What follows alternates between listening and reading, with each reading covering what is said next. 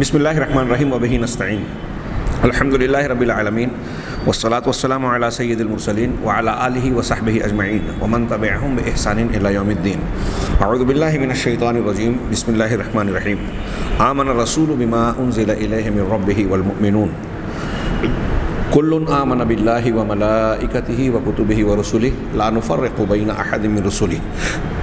حاضرین گرامی، نبی کریم صلی اللہ علیہ وسلم کے اختصاصات میں سے ایک خصوصیت یہ ہے کہ اللہ تبارک و تعالیٰ نے آپ کے لیے دو قبلوں کو اکٹھا کر دیا، قبلتین کو۔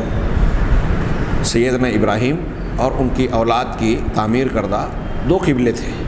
خود حضرت ابراہیم علیہ السلام نے بیت اللہ کعبۃ اللہ کی تعمیر فرمائی، اور پھر حضرت اسحاق علیہ السلام وغیرہ نے بیت المقدس کو تعمیر کیا۔ یہ دونوں قبلے اللہ کے نبی صلی اللہ علیہ وسلم کے لیے بطور قبلہ اکٹھا کیے گئے۔ کسی اور نبی کے لیے دو قبلوں والا یہ خصوصیت کا معاملہ نہیں رہا۔ چنانچہ اللہ تبارک و تعالیٰ کا ارشاد ہے، آیت نمبر سورہ بقرہ کی آیت نمبر 142 سے 144 تک اللہ تبارک و تعالیٰ کا ارشاد، اعوذ باللہ من الشیطان الرجیم، سیقول السفہاء من الناس ما ولاہم عن قبلتہم التی کانوا علیہا، کہ عنقریب یہ نادان لوگ لوگوں میں سے جو نادان لوگ ہیں وہ کہیں گے کہ ان کو ان کے قبلے سے جس پر یہ قائم تھے کس چیز نے پھیر دیا، جس قبلے کو اختیار کیے تھے۔ اللہ کے نبی صلی اللہ علیہ وسلم مدینہ آنے کے بعد کئی مہینوں تک 16 یا 17 مہینوں تک بیت المقدس کی طرف رخ کر کے نماز پڑھتے تھے، اسی کا حکم دیا گیا تھا۔ اور اہل علم نے یہ بیان کیا کہ جب آپ مکہ میں تھے اور کعبۃ اللہ میں نماز پڑھتے تھے تو آپ بین الرکنین دو رکنوں کے درمیان اس طرح سے رخ کرتے تھے کہ سامنے کعبہ ہوتا تھا اور اسی رخ پر بیت المقدس بھی ہوتا تھا، یعنی بیک وقت دونوں کی طرف رخ ہو جاتا تھا۔ لیکن جب مدینہ آپ تشریف لائے تو جس سمت میں کعبہ تھا اس کے بالکل مخالف سمت میں بیت المقدس تھا۔ اب اگر بیت المقدس کی طرف رخ کرتے تھے تو کعبۃ اللہ کی طرف پیٹھ ہو جاتی، کعبہ کی طرف اگر رخ کریں تو بیت المقدس کی طرف پیٹھ ہو جاتی۔ اللہ کے نبی صلی اللہ علیہ وسلم بیت المقدس کی طرف ابتدائی دنوں میں رخ کر کے نمازیں پڑھتے رہے، لیکن آپ کی خواہش ہوتی تھی اور اہل علم نے لکھا کہ آپ دعائیں کیا کرتے تھے کہ قبلہ بیت اللہ کو بنا دیا جائے، کعبۃ اللہ کو بنا دیا جائے، جو حضرت ابراہیم علیہ السلام کا قبلہ تھا۔ چنانچہ سیقول السفہاء، اللہ جب یہ حکم آیا قبلے کی تحویل ہو گئی تو اللہ تبارک و تعالیٰ کے اس حکم پر کچھ معترضین اور لوگوں نے اعتراض شروع کیا۔ اللہ تعالیٰ نے ان کے قول کو نقل کرنے کے بعد کہا کہ قل للہ المشرق والمغرب، آپ یہ کہہ دیجئے کہ مشرق اور مغرب اللہ کا ہی ہے، اللہ کے لیے ہے۔ قبلے کا رخ اللہ تعالیٰ نے متعین کیا ہے، اب چاہے وہ مشرق کی طرف کرتا ہے یا مغرب کی طرف، سب تو اللہ ہی کا ہے۔ اصل بات یہ ہے کہ اللہ کے حکم کی تعمیل کی جائے۔ یہدی من یشاء الی صراط مستقیم، اللہ تعالیٰ جسے چاہتا ہے سیدھے راستے کی طرف رہنمائی فرماتا ہے، اس کی توفیق دیتا ہے۔ وَكَذَلِكَ جَعَلْنَاكُمْ أُمَّةً وَسَطًا لِتَكُونُوا شُهَدَاءَ عَلَى النَّاسِ، اسی طریقے سے ہم نے آپ کو تم کو یعنی امت محمدیہ کو، جعلناکم تم لوگوں کو، جمع کا صیغہ خطاب کیا گیا، تم لوگوں کو امت وسط بنایا۔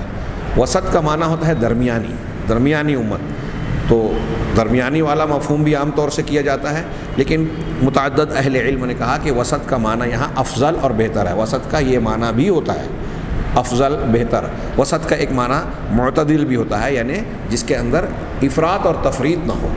یہ ساری خصوصیات اللہ تبارک و تعالیٰ نے امت محمدیہ کو دی ہے، اور نبی کریم صلی اللہ علیہ وسلم کا دین وسط ہے، یعنی افراط اور تفریط سے پاک، درمیانی اور اعتدال کا راستہ اختیار کرتا ہے۔ ساتھ ہی ساتھ آپ کا دین افضل ہے اور درمیانی دین ہے۔ اسی طریقے سے یہاں امت محمدیہ کو کہا گیا کہ آپ امت وسط ہیں، لِتَكُونُوا شُهَدَاءَ عَلَى النَّاسِ، سب سے افضل درجہ اللہ تبارک و تعالیٰ نے اس امت کو عطا کیا اللہ کے نبی صلی اللہ علیہ وسلم کے ساتھ تاکہ تم لوگوں پر گواہ بنو، وَيَكُونَ الرَّسُولُ عَلَيْكُمْ شَهِيدًا، اور رسول تم پر گواہ بن جائیں، گواہ ہوں۔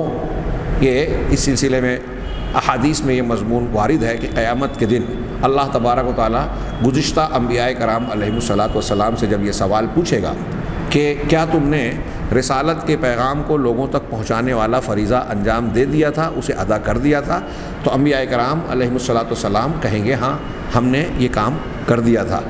جب اس پر گواہ کا مطالبہ اللہ کی طرف سے ہوگا تو انبیاء کرام جناب محمد رسول اللہ صلی اللہ علیہ وسلم اور امت محمدیہ کو گواہ کے طور پر پیش کریں گے، اور آپ اور امت محمدیہ ان لوگوں کے حق میں گواہی دیں گے۔ یہ گویا پوری امت اور جناب محمد رسول اللہ صلی اللہ علیہ وسلم کا، حقیقت میں اللہ کے نبی صلی اللہ علیہ وسلم کا اور آپ کی متابعت میں امت محمدیہ کا شرف ہے جو اللہ تبارک و تعالیٰ نے عطا فرمایا۔ ہاں، وَيَكُونَ الرَّسُولُ عَلَيْكُمْ شَهِيدًا، اور رسول تم پر گواہ بن جائیں۔ ہاں، یعنی ان لوگوں کی بھی گواہی ہو، اور جو گواہی امت محمدیہ دے گی اس گواہی کی گویا تصدیق بھی رسول کریں گے۔ وَمَا جَعَلْنَا الْقِبْلَةَ الَّتِي كُنْتَ عَلَيْهَا إِلَّا لِنَعْلَمَ مَن يَتَّبِعُ الرَّسُولَ مِمَّن يَنقَلِبُ عَلَىٰ عَقِبَيْهِ، اور ہم نے اس قبلے پر آپ کو جو قبلہ دے رکھا تھا، جس کا حکم دیا تھا، اس پر اس لیے برقرار رکھا تھا تاکہ ہم جان جائیں ہاں کہ کون رسول کی اتباع کرتا ہے، ان لوگوں سے الگ کر دیں ہاں جو کہ اپنے الٹے پیر پیچھے کی طرف ہٹنے والے ہیں۔ ممن ینقلب علی عقبہ ہے، جو اپنی ایڑیوں کے بل واپس گھومنے والا ہے اسلام سے اور حق کو چھوڑ کر۔ یعنی یہ قبلہ کیوں تبدیل کیا گیا؟ پہلے بیت المقدس کو رکھا گیا اور بعد میں کعبۃ اللہ کا حکم دیا گیا۔ یہ اللہ تبارک و تعالیٰ نے کہا کہ کیوں؟ تاکہ یہ واضح ہو جائے، یہ لینا علامہ، تاکہ ہم جان جائیں۔ اللہ کو تو پہلے سے ساری باتوں کا علم ہے، تو یہاں جاننے کا معنی یہ نہیں ہے کہ اللہ کے علم میں آ جائے، بلکہ اللہ تبارک و تعالیٰ جو علم میں ہے وہ لوگوں کے سامنے بھی واضح کر دے، اور اہل حق اور اہل باطل کو، رسول کی باتوں کو ماننے والے بیلا چوں چرا، اور جو نہیں مانتا ہے، جس کے دل میں کھوٹ اور کمزوری اور روگ ہے، وہ ماننے والوں سے الگ ہو جائے۔ تو گویا یہ حکمت بیان کی جا رہی ہے تحویل قبلہ کی، کہ کیوں قبلہ تبدیل کیا گیا۔ اس میں کئی حکمتیں ہیں، بڑی بڑی حکمتیں، کہ گویا انبیاء کرام بنی اسرائیل کا جو ایک سلسلہ چلا آ رہا تھا ہاں اس سے اب تحویل کیا جا رہا ہے، یہ مرکز بدل رہا ہے۔ ہاں، بیت المقدس سے کعبۃ اللہ کی طرف مرکز کی تبدیلی ہو رہی ہے۔ بنو اسحاق اور بنی اسرائیل سے ہٹ کر اب یہ بنی اسماعیل میں یہ نبوت کا معاملہ پیش آ رہا ہے جو آخری نبوت ہوگی۔ تو یہ تحویل ہو رہی ہے۔ ہاں، قوم کی سرداری گویا بنی اسرائیل کو جو غرہ تھا فضیلت کا اور لوگوں سے برتری کا، وہ بھی توڑا جا رہا ہے، اور یہ تحویل کی جا رہی ہے، تو قبلہ بھی بدلا جا رہا ہے۔ ہاں، ساتھ ہی ساتھ اللہ تبارک و تعالیٰ نے اس کی حکمت بیان کرنے کے بعد کہا وَإِن كَانَتْ لَكَبِيرَةً إِلَّا عَلَى الَّذِينَ هَدَى اللَّهُ۔ ہاں، اگرچہ کہ یہ بات قبول کرنا، اس پر عمل کرنا بہت بڑی بات ہے، مشکل کام ہے، ہاں، سوائے ان لوگوں کو جن کو اللہ تبارک و تعالیٰ نے ہدایت سے نوازا، جن کو اللہ نے ہدایت عطا فرمائی ہے، توفیق عطا فرمائی ہے، تو ان کے لیے اس بات کو ماننے میں کوئی دقت اور مشکل نہیں ہے۔ ہاں، اللہ تبارک و تعالیٰ کی توفیق جسے ملتی ہے تو وہ شریعت پر عمل کرنے والی وہ باتیں جو لوگوں کے لیے مشکل اور بڑی معلوم ہوتی ہے، ان کے لیے آسان ہو جاتی ہے۔ لہذا اللہ تبارک و تعالیٰ سے یہ توفیق مانگنی چاہیے۔ ہاں، کہہ رہے ہیں وَمَا كَانَ اللَّهُ لِيُضِيعَ إِيمَانَكُمْ، اور اللہ تبارک و تعالیٰ ایسا نہیں ہے کہ تمہارے ایمان کو ضائع کر دے۔ اس ٹکڑے کا شان نزول آپ اور ہم جانتے ہیں کہ جب قبلے کی تبدیلی ہوئی تو بہت سارے صحابہ کرام سچے مسلمانوں کے دل میں بھی یہ خیال پیدا ہوا کہ جب کعبۃ اللہ کو اب قبلہ مقرر کر دیا گیا ہے تو اب تک مدینہ آنے کے بعد 16 یا 17 مہینوں تک ہم نے جو نمازیں ادا کی، جو اللہ تبارک و تعالیٰ کی عبادت کی بیت المقدس کی طرف رخ کر کے، تو کیا ہماری وہ نمازیں ضائع ہو گئیں یا ان کا ثواب نہیں ملے گا، وہ رد ہو جائیں گی؟ اللہ تبارک و تعالیٰ نے اس شبہ کا ازالہ کرتے ہوئے ان سے کہا کہ اللہ تبارک و تعالیٰ تمہارے ایمان کو ضائع نہیں کرے گا۔ وما کان اللہ لیضیع ایمانکم، لیضیع ایمانکم، اللہ ایسا نہیں ہے کہ تمہارے ایمان کو ضائع کر دے وے۔ ہاں، یہاں نماز کو، صلاۃ کو ایمان کہا گیا، تو ایک معنی تو یہ اس سے معلوم ہوا کہ بغیر نماز کے ایمان کا تصور نہیں کیا جا سکتا۔ گویا صلاۃ اتنی اہمیت رکھتی ہے، نماز کا یہ مقام ہے کہ اللہ تبارک و تعالیٰ نے نماز کو قرآن میں ایمان کہا۔ اس کا مطلب جو نماز نہیں پڑھتا وہ ایمان والا نہیں ہے، ایک معنی۔ اب وہ ایمان والا نہیں ہونا، وہ کفر اکبر، شرک، کفر اصغر، یہ ایک الگ بحث ہوگی۔ ہاں، دوسری بات کہ ایمان، نماز جو ہے وہ ظاہری عمل ہے، اسلام کا حصہ ہے۔ حضرت جبرائیل کی حدیث میں ہے نا کہ اسلام کیا ہے، تو اس میں 5 ارکان دین کو، جس میں نماز بھی ہے، اللہ کے رسول صلی اللہ علیہ وسلم نے ذکر کیا۔ تو اس سے پتہ چلا کہ نماز جو کہ جسمانی عمل ہے، اگرچہ اس میں باطنی جذبات کا بھی حصہ ہوتا ہے، جسمانی عمل کو اللہ تبارک و تعالیٰ نے ایمان کہا، اس سے معلوم ہوا کہ جوارح کا عمل بھی ایمان کا حصہ ہے، ایمان کے معنی میں عمل بھی داخل ہے۔ حضرت امام بخاری رحمہ اللہ اور عام طور سے محدثین کرام نے بہت ساری دلیلوں میں سے یہ دلیل بھی پیش کی ہے اس بات پر کہ ایمان عمل جو ہے وہ ایمان کا حصہ ہے، ایمان میں شامل ہے۔ جو اہل سنت والجماعت ایمان کی تعریف کرتے ہیں کہ دل سے تصدیق کرنا، زبان سے اقرار کرنا اور اعضاء و جوارح کے ذریعے ارکان ایمان پر عمل کرنا، وہ ایمان میں داخل ہے۔ اس کی ایک بہت ہی شاندار یہ قرآن کی دلیل ہے۔ ان اللہ کہہ رہے ہیں اللہ تعالیٰ ایسا نہیں کہ تمہارے ایمان کو ضائع کر دے، ان اللہ بالناس لرؤوف الرحیم، اللہ تبارک تعالیٰ لوگوں پر بڑا رؤوف، نہایت رحمت والا، نہایت شفقت کرنے والا، مہربان اور رحمت والا ہے۔ قد نرا تقلب وجهک فی السماء، اللہ تبارک و تعالیٰ نے آگے فرمایا کہ ہم آسمان کی طرف آپ کے سر کو یا چہرے کو بار بار پلٹتے ہوئے دیکھتے تھے، یعنی آپ کی نگاہیں بار بار آسمان کی طرف جو اٹھتی تھی ہم اسے دیکھتے تھے، جانتے تھے۔ اللہ کے رسول صلی اللہ علیہ وسلم کیوں دیکھتے تھے؟ آپ کی یہ خواہش تھی، چاہت تھی، انتظار تھا کہ اللہ کی طرف سے یہ حکم آ جائے کہ کعبۃ اللہ کی طرف رخ کر کے نماز پڑھی جائے، قبلے کو بدل دیا جائے، بیت المقدس کی بجائے کعبۃ اللہ کو حرم قبلہ بنا دیا جائے۔ فلا نولینک قبلۃ ترضاھا، تو اب ہم آپ کا رخ اسی قبلے کی طرف کر دیں گے جو آپ کو پسند ہے، جو آپ چاہتے ہیں۔ فول وجهک شطر المسجد الحرام، لہٰذا آپ اپنے چہرے کو، اپنے رخ کو اسی مسجد حرام کی طرف موڑ لیویں۔ یہ اللہ تبارک و تعالیٰ نے تحویل قبلہ کے سلسلے میں چند آیتیں آگے کا اور بھی مضمون ہے۔ علامہ ابن کثیر رحمہ اللہ اپنی تفسیر میں ان آیتوں کو ذکر کر کے بیان کرتے ہیں، وقد جاء فی ھذا الباب احادیث کثیرہ، اس باب میں بہت ساری حدیثیں وارد ہوئی ہیں تحویل قبلہ اور ان آیتوں کی وضاحت و تفسیر کرنے والی روایتیں۔ وحاصل الامر، ان تمام کا خلاصہ، حاصل امر، پوری بحث کا حاصل یہ ہے کہ نبی کریم صلی اللہ قد کان رسول اللہ صلی اللہ علیہ وسلم باستقبال الصخرۃ من بیت المقدس، کہہ رہے ہیں کہ اللہ کے نبی صلی اللہ علیہ وسلم کو بیت المقدس کے صخرہ، یہ ہے الصخرہ، وہ چٹان کو جس پر بیت المقدس کی مسجد اقصیٰ ہے اس کو کہا جاتا ہے، کہا کہ اس صخرے کے استقبال یعنی اس کی طرف رخ کرنے کا آپ کو حکم دیا گیا تھا۔ فکانہ بمکہ یصلی بین الرکنین، حضرت علامہ ابن کثیر کہتے ہیں کہ مکہ میں آپ دو رکنوں کے درمیان، کعبہ کے دو رکن کے درمیان اس طرح سے نماز پڑھتے تھے کہ وہ ہوا مستقبل صخرۃ بیت المقدس، کہ بیت المقدس کے اس صخرہ کی طرف آپ کا رخ ہوتا تھا، یعنی رکنین کے درمیان اس طرح ابھی جو میں نے بیان کیا کہ کعبہ کی طرف رخ ہے لیکن ساتھ ہی ساتھ آپ کا رخ بیت المقدس کی طرف بھی ہو جاتا تھا۔ فلما ہاجر الی المدینہ، لیکن جب آپ نے مدینہ کی طرف ہجرت کی، تعذر الجمع بینہما، تو اب ان دونوں قبلوں کو اکٹھا کرنا مشکل ہو گیا، ناممکن ہو گیا۔ فامرہ اللہ بالتوجہ الی بیت المقدس، چنانچہ اللہ تبارک و تعالیٰ نے اولاً بیت المقدس کی طرف رخ کرنے کا آپ کو حکم دیا۔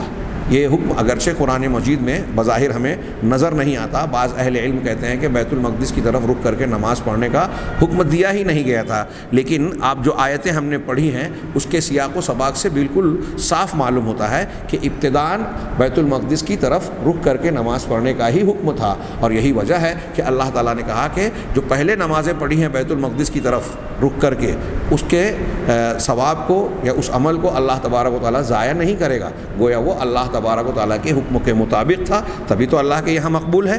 چنانچہ اس سیاق و سباق سے یہ واضح ہوتا ہے کہ پہلے آپ کو وہی حکم تھا، اسی پر آپ قائم تھے۔ قالہ ابن عباس والجمہور، علامہ ابن کثیر کہتے ہیں کہ یہ بات حضرت ابن عباس رضی اللہ تعالیٰ عنہ اور جمہور علماء مفسرین یہ بات کہتے ہیں۔ اس کے بعد کچھ اور تفصیلات بیان کرنے کے بعد علامہ ابن کثیر کہتے ہیں والمقصود، مقصود یہ ہے کہ بیت المقدس کی طرف رخ کرنا یہ نبی صلی اللہ علیہ وسلم کے مدینہ آنے کے بعد تھا۔ مدینہ آنے کے بعد آپ بیت المقدس کی طرف ہی صرف رخ کر کے نماز پڑھتے تھے، اور آپ کچھ مہینوں تک بھی ذات اشہر کا لفظ انہوں نے استعمال کیا، روایتوں میں وضاحت ہے 16 یا 17 مہینہ، کہ کچھ مہینوں تک آپ اسی پر قائم رہے، یعنی بیت المقدس کی طرف ہی رخ کرتے رہے اپنی عبادت میں۔ وَكَانَ يُكْثِرُ الدُّعَاءَ وَالِابْتِهَالَ أَن يُوَجِّهَ إِلَى الْكَعْبَةِ، اور آپ وہ کثرت سے دعا کرتے تھے اور اللہ تبارک و تعالیٰ کے سامنے گویا عاجزی کے ساتھ گڑ گڑاتے تھے کہ آپ کا رخ کعبہ کی طرف کر دیا جائے، التی ہی قبلۃ ابراہیم، جو حضرت ابراہیم کا قبلہ تھا، فاجیب الی ذلک، تو اس معاملے میں آپ کی دعا قبول کر لی گئی، اس کی طرف جواب دیا گیا، مطلب یہ دعا آپ کی قبول کر لی گئی اور کعبہ کی تحویل کر دی گئی۔ آپ جانتے ہیں کہ نبی کریم صلی اللہ علیہ وسلم کے علاوہ کسی پیغمبر کا آپ یہ معاملہ نہیں پائیں گے کہ انہوں نے دو قبلے کی طرف رک کر کے نماز پڑھی ہو۔ آپ کے پاس جب یہ حکم آیا تو اس وقت بھی یہ ان آیتوں اور اس حکم کے ضمن میں جو صحابہ کرام کے مخلص سچے صحابہ کرام کے جو عمل سامنے آتے ہیں وہ اتباع رسول کا بڑا شاندار نمونہ ہے۔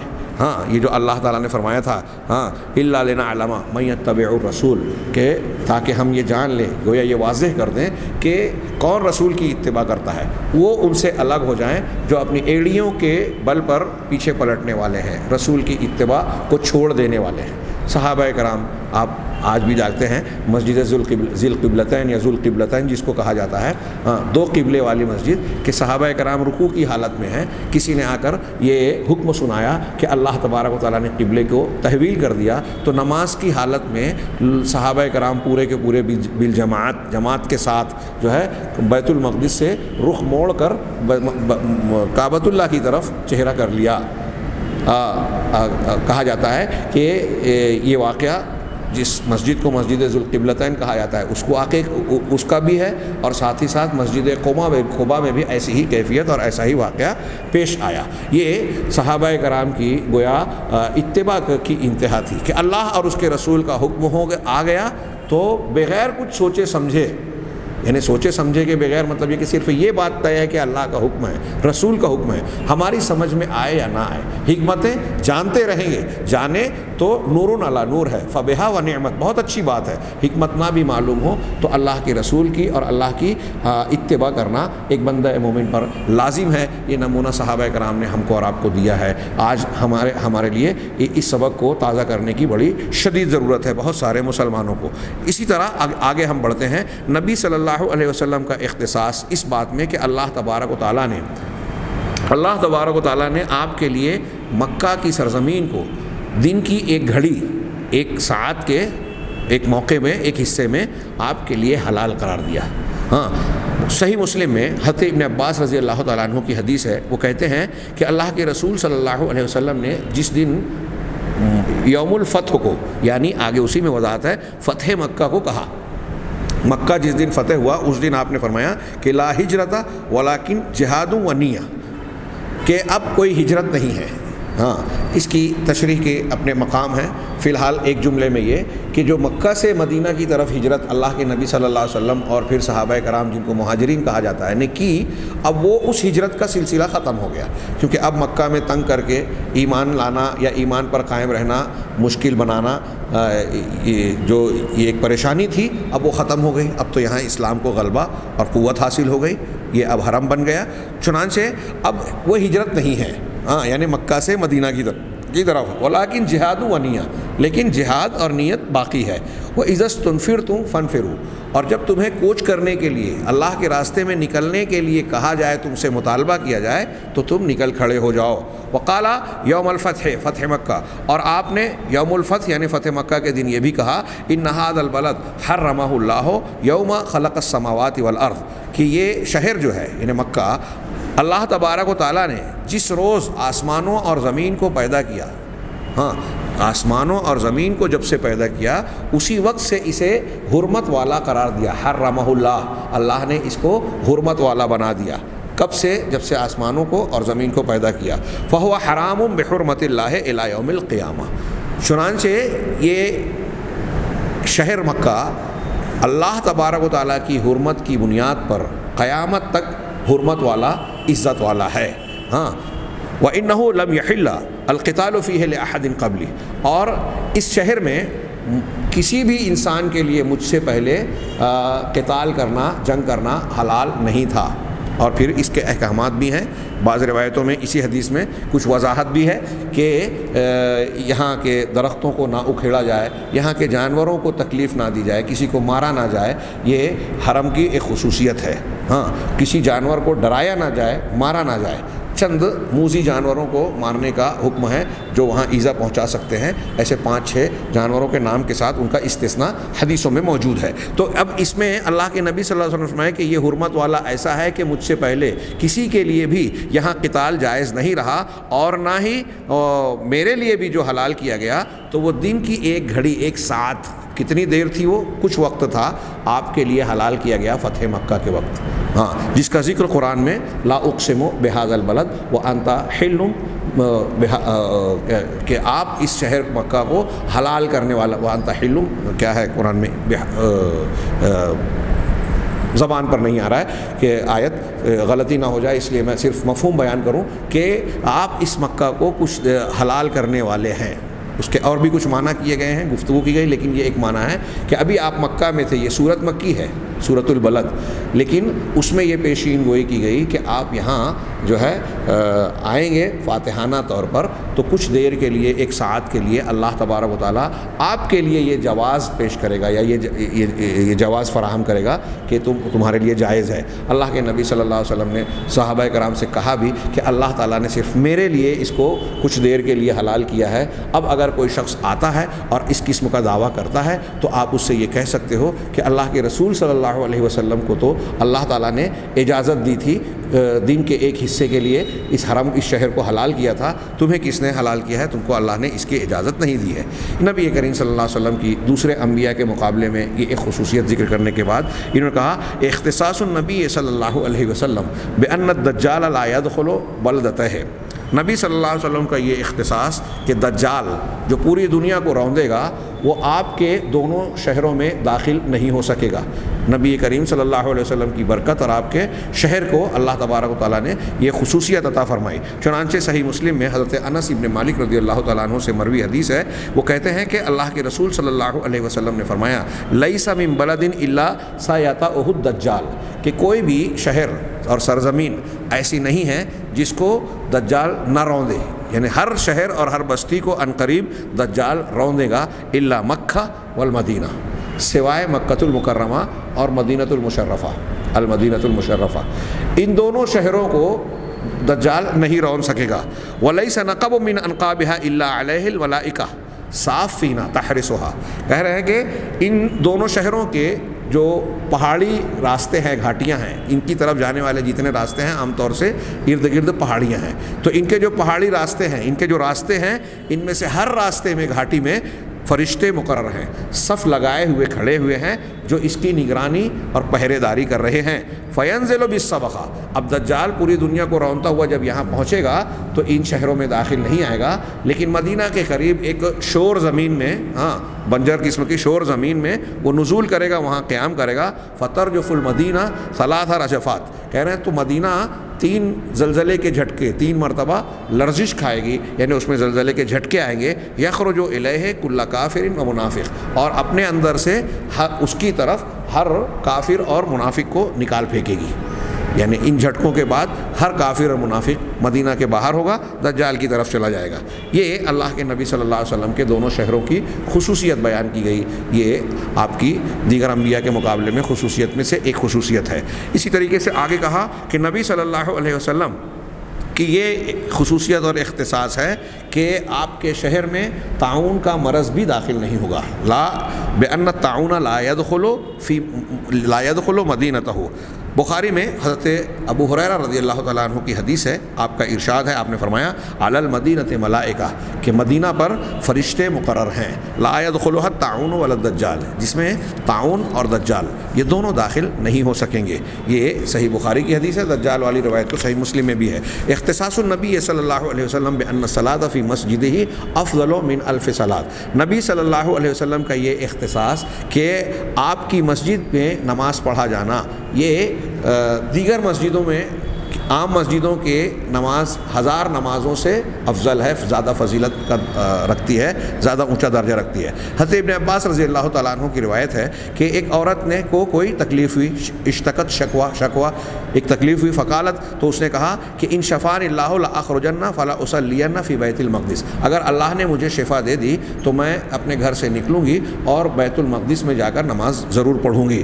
اب وہ ٹھیک ہو گئی، چنانچہ اس نے اپنے سامان باندھے، تیاری کی، اور اس کا ارادہ تھا کہ اپنے نظر کے مطابق نکل کر بیت المقدس میں جا کر نماز پڑھے۔ چنانچہ فجاءت میمونۃ زوج النبی صلی اللہ علیہ وسلم تسلم علیہا، وہ حضرت میمونہ رضی اللہ تعالیٰ عنہ ام المومنین اللہ کے نبی صلی اللہ علیہ وسلم کی زوجہ مطہرہ کے پاس آئیں، آپ پر سلام کرنے لگی، فاخبرتھا، اور بتایا، سلام کیا اور بتایا کہ ایسا ایسا میرا معاملہ ہے۔ تو تب انہوں نے کہا اجلسی، تم بیٹھو، اور تم گویا دیکھو، غور کرو جو تم نے کہا ہے، وہ فکلی ما صنعت، اور جو میں نے بنایا ہے اس کو کھاؤ پیو، وصلی فی مسجد رسول صلی اللہ علیہ وسلم، اور تم اپنے اللہ کے رسول صلی اللہ علیہ وسلم کی مسجد میں جو ہے نماز پڑھ لو۔ فإنی سمعت رسول اللہ صلی اللہ علیہ وسلم یقول، کیونکہ میں نے اللہ کے رسول صلی اللہ علیہ وسلم کے یہ کہتے ہوئے، فرماتے ہوئے سنا، صلاۃ فیہ افضل من الف صلاۃ فیما سواہ، کہ اس مسجد میں نماز پڑھنا یہ دوسری ما سوا مساجد میں نماز پڑھنے سے 1000 گنا زیادہ فضیلت رکھتی ہے، فضیلت والی ہے۔ دیگر مسجدوں کی 1000 نمازوں سے زیادہ افضل ہے، سوائے کعبۃ اللہ کے، مسجد کعبہ کے، کیونکہ مسجد کعبہ میں نماز پڑھنا اس سے بھی کہیں زیادہ فضیلت رکھتا ہے۔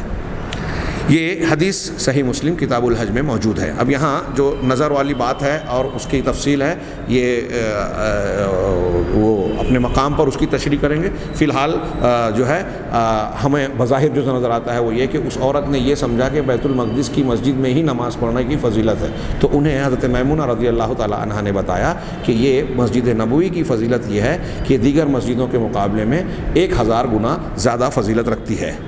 آخری بات جو جناب محمد رسول اللہ صلی اللہ علیہ وسلم کی دیگر انبیاء پر فضیلت کے سلسلے میں صاحب کتاب نے بیان کی، وہ یہ ہے اختصاص النبی صلی اللہ علیہ وسلم بأن ما بین بیتہ و منبرہ روضۃ من ریاض الجنہ، نبی صلی اللہ علیہ وسلم کا یہ اختصاص کہ آپ کے گھر اور آپ کے منبر کے درمیان کی جو جگہ اور حصہ ہے وہ جنت کی کیاریوں میں سے ایک کیاری ہے۔ روضہ، کیاری، باغ کے بیچ میں جو ایک ٹکڑا اور ایک حصہ ہوتا ہے، کیاری، تو جنت کی کیاریوں میں سے ایک کیاری ہے۔ وَأَنَّ مِنبَرَهُ عَلَى حَوْضِهِ، اور یہ بھی کہ آپ کا جو منبر ہے وہ حوض پر ہوگا، حوض کوثر پر قیامت کے دن جو آپ کو دیا جائے گا۔ چنانچہ شیخان یعنی بخاری مسلم نے حضرت عبداللہ بن زید المازنی رضی اللہ تعالیٰ عنہ کی حدیث نقل کی کہ ان رسول اللہ صلی اللہ علیہ وسلم قال، اللہ کے رسول صلی اللہ علیہ وسلم نے فرمایا، ما بین بیتی و منبری روضۃ من ریاض الجنہ، کہ میرے گھر اور منبر کے درمیان جو جگہ ہے وہ جنت کی کیاریوں میں سے ایک کیاری ہے۔ یہ بخاری کی روایت ہے۔ اور دوسری ایک حدیث ہے وفی روایت للبخاری، اور بخاری کی ایک روایت میں ہے کہ ومنبری علی حوضی، اور میرا منبر میرے حوض پر ہوگا۔ اب اس کا کیا مطلب ہے؟ میں اپنی کوئی بات کہے بغیر یہاں صاحب کتاب نہیں علامہ ابن حجر رحمہ اللہ کی جو عبارت نقل کی اس کا مفہوم پیش کروں کہ ابن حجر رحمہ اللہ کے نبی صلی اللہ علیہ وسلم کے اس قول کہ روضۃ من ریاض الجنہ، جنت کی کیاریوں میں سے ایک کیاری، اس کا معنی بیان کرتے ہوئے کہتے ہیں کہ اس کا مطلب یہ ہے اے کا روضۃ من ریاض الجنہ، یعنی یہ جو جگہ ہے یہ جنت کی کیاریوں میں سے کسی کیاری کے جیسی ہے۔ گویا یہ تشبیہ بیان کر رہے ہیں کہ ایک معنی یہ کیا اہل علم نے کہ میرے حوض اور میرے منبر اور میرے گھر کے درمیان کی جو جگہ اور حصہ ہے وہ ایسے ہی ہے جیسے جنت کی کیاریوں میں سے کوئی کیاری۔ فی نزول الرحمہ، یعنی جنت کی کیاری کے کس معنی میں؟ رحمت کے نازل ہونے میں، سعادت اور نیک بختی کے سلسلے میں۔ کیوں؟ اس لیے کہ اس حصے میں بھی مسلسل پابندی کے ساتھ ذکر کے حلقے لگے ہوئے رہتے ہیں. خاص طور سے نبی کریم صلی اللہ علیہ وسلم کے زمانے میں تو یہ معاملہ اور زیادہ تھا کہ آپ کا وجود تھا. صحابہ کرام اس کی اہمیت و افادیت کو سمجھتے تھے اور اس حصے میں مستقل عبادت و ریاضت ہوتی تھی. آج بھی ہوتی ہے, ہمیشہ سے ہوتی رہی ہے. تو گویا ایک معنی یہ بیان کیا کہ یہ جگہ روضۃ من ریاض الجنہ کی طرح ہے, جنت کی کسی کیاری کی طرح ہے. کیوں؟ کس معاملے میں؟ کہ وہاں بھی جیسے جنت میں اللہ کی رحمت اور خصوصی احسان و کرم اور سعادت و سکون کی کیفیت نازل ہوتی رہتی ہے, ویسے ہی اس حصے میں بھی نازل ہوتی رہتی ہے. اس لیے کہ یہاں مستقل اللہ تبارک و تعالیٰ کی عبادتیں ہوتی ہیں پابندی کے ساتھ, اور نبی کریم صلی اللہ علیہ وسلم کے زمانے میں بطور خاص. ایسی صورت میں علامہ ابن حجر کہتے ہیں فَيَكُونُ تَشْبِيهًا بِغَيْرِ عَدَاتٍ. ایسی صورت میں اس معنی کی شکل میں یہ جملہ اللہ کے نبی صلی اللہ علیہ وسلم کا بغیر ادات تشبیہ کے تشبیہ ہوگا. یعنی تشبیہ کے ادات وہ حروف جو تشبیہ کا معنی دیتے ہیں, جیسے ہم اردو میں بولتے ہیں جیسے فلاں آدمی شیر کے جیسا ہے, تو جیسا اس سے ہم کو پتہ چل رہا ہے کہ شیر سے مشابہت اور تشبیہ دی جا رہی ہے. تو یہ حرف ادات ہے, ادات تشبیہ ہے. جیسا, مثل, کی طرح, یہ ہم اردو میں بولتے ہیں. عربی میں مثل ہے, کاف ہے. ہاں, زید کل اسد, زید اسد کی طرح, شیر کے جیسا ہے. تو یہ جیسا کا ترجمہ ہم نے کس سے کیا؟ کا. تو یہ ادات تشبیہ ہے. اب یہاں حدیث میں تشبیہ کا کوئی لفظ یا حرف یا ادات نہیں ہے, ہاں, لیکن یہ جو تشریح کر رہے ہیں تو علامہ ابن حجر نے کہا کہ بغیر ادات تشبیہ کے اس قول کے مطابق یہ تشبیہ کے معنی میں ہے کہ یہ میرے گھر اور ممبر کے درمیان کی جگہ جنت کے کیاری کے جیسی ہے. یہ تشبیہ کے معنی میں پہلا قول. اور دوسرا معنی یہ علامہ ابن حجر کہتے ہیں کہ یا پھر اس کا معنی یہ ہے کہ ان العبادۃ فیہا تؤدی الی الجنہ, کہ اس حصے میں عبادت کرنا, یعنی ممبر اور حوض کے ممبر اور گھر کے درمیان کی جگہ, اس جگہ میں عبادت کرنا یہ جنت تک پہنچانے والی ہے. جنت کی کیاریوں میں سے ایک کیاری کا مطلب یہ کہ جنت کی کیاریوں تک پہنچانے والی ہے. جنت کی کیاری کا گویا ایک حصہ اس طریقے سے بنتا ہے کہ یہ جنت کا راستہ شروع ہو رہا ہے. مطلب تو اس طور پر گویا یہ مجاز ہوگا, یعنی حقیقی معنی کے بجائے اس کا مجازی معنی ہوگا کہ اس جگہ کو اس معنی میں جنت کہا گیا یا جنت کی کیاری کہا گیا کہ یہاں سے پر عبادت کرنا جنت تک پہنچائے گا. یا پھر تیسرا معنی انہوں نے بیان کیا او ہوا علی ظاہر ہی, یا پھر یہ کہ اس کو اللہ کے رسول صلی اللہ علیہ وسلم کے اس فرمان کو ظاہری معنی پر محمول کیا جائے, اور وہ معنی یہ ہوگا کہ مراد اور مفہوم یہ ہوگا کہ یہ حقیقت میں جنت کی کیاری ہے. کیسے؟ اس طرح سے کہ یہ مقام دنیا میں جو اللہ کے رسول کے گھر اور ممبر کے درمیان کا جو حصہ ہے, ٹکڑا ہے, یہ مقام آخرت میں جنت کی طرف منتقل کر دیا جائے گا. یعنی دنیا میں جو یہ جگہ ہے, آخرت میں یہ جگہ جنت کی طرف منتقل ہو جائے گی. کہہ رہے ہیں علامہ ابن حجر کہتے ہیں کہ اہل علم نے اس جملے کی جو تعویل اور تشریح کی ہے, یہ میں نے جو 2-3 معنی بیان کیے یہ اس کا حاصل ہے. ہاں, اس حدیث میں جو اللہ کے رسول نے بیان فرمایا ہے یہ اس کی تعویل اہل علم نے جو الگ الگ کی ہے اس کا حاصل ہے. وَهِيَ عَلَى تَرْتِيبِهَا فِي الْقُوَّةِ. اب کون سا زیادہ طاقتور اور راجح اور مضبوط قول ہے؟ تو علامہ ابن حجر نے کہا کہ جس ترتیب سے میں نے پیش کیا ہے تینوں قولوں کو, وہی ترتیب اس کی قوت میں بھی ہے. یعنی پہلا قول تشبیہ والا ہے تو گویا وہ سب سے زیادہ قوی ہوا, دوسرا مجاز والا ہے وہ اس سے کم درجے کا ہوا, اور تیسرا یہ کہ وہ جگہ جو ہے دنیا کی جو جگہ ہے وہ آخرت میں اسے اللہ تبارک و تعالیٰ جنت میں منتقل کر دے گا. یہ تیسرا قول ہوا ہے, تو حسب ترتیب ہی اس کی قوت بھی ہے. وَأَمَّا قَوْلُهُ, اب یہ تیسرا قول اللہ کے رسول صلی اللہ علیہ وسلم کا یہ فرمان کہ میرا ممبر میرے حوض پر ہوگا, تو کہہ رہے ہیں کہ یعنی اس کا معنی بیان کر رہے ہیں اَيُنْقَلُ يَوْمَ الْقِيَامَةِ فَيُنْصَبُ عَلَى الْحَوْضِ. ایک معنی یہ بیان کیا کہ یہ دنیا میں جو میرا ممبر ہے, یہ ممبر بذات خود قیامت کے دن منتقل کیا جائے گا, لے جایا جائے گا, اور حوض کوثر پر نصب ہوگا. اللہ کے رسول صلی اللہ علیہ وسلم گویا وہاں اس ممبر پر ہوں گے. قال الاکثر, لیکن اکثر لوگوں نے کہا, اکثر علماء نے, کہ اس کا مطلب یہ ہے کہ المراد منبرہ بعینہ, مراد خود نبی کریم صلی اللہ علیہ وسلم کا بعینہ وہ ممبر جو مسجد نبوی میں تھا وہ مراد ہے. الذی قال فیہ ھذہ المقالہ وہو فوقہ, اس وہ ممبر جس کے بارے میں اللہ تعالیٰ نے, اللہ کے رسول نے یہ بات کہی جبکہ خود اللہ کے رسول صلی اللہ علیہ وسلم اس ممبر پر موجود تھے. اس ممبر پر رہتے ہوئے اپنے ممبر کے بارے میں جو بات کہی وہی ممبر مراد ہے. کہ یہ میرا ممبر حوض پر ہے. وقیلا، اور دوسرا ایک قول یہ بھی ہے کہ المراد الممبر الذی یوضع له یوم القیامہ، کہ وہ ممبر مراد ہے جو قیامت کے دن رسول اللہ صلی اللہ علیہ وسلم کے لیے قائم کیا جائے گا، رکھا جائے گا. فتح الباری سے یہ اقوال انہوں نے نقل کیے ہیں. تو گویا نبی کریم صلی اللہ علیہ وسلم کے گھر اور ممبر کے درمیان اور آپ کے ممبر کی یہ جو خصوصیات بیان کی گئی ہے، یہ بھی آپ کی ایک خصوصیت ہے، اور ایسی خصوصیت ہے جو دیگر انبیاء کرام کے مقابلے میں آپ کو ممتاز بناتی ہے، یعنی آپ کا درجہ انبیاء کرام علیہ الصلوۃ والسلام سے اونچا بیان کرتی ہیں، اختصاص بیان کرتی ہیں آپ کا. اسی طریقے سے یہ یہاں ہمارے سامنے جو خصائص المصطفیٰ نامی کتاب ہے شیخ دکتور صادق بن محمد ابراہیم کی، یہ نبی کریم صلی اللہ علیہ وسلم کی وہ خصوصیات جو دیگر انبیاء کے مقابلے میں آپ کو دی گئی، یہاں یہ بحث ختم ہوتی ہے. کل سے انشاءاللہ اگلے درس میں یہ بحث شروع ہوگی، مبحث ثانی، کہ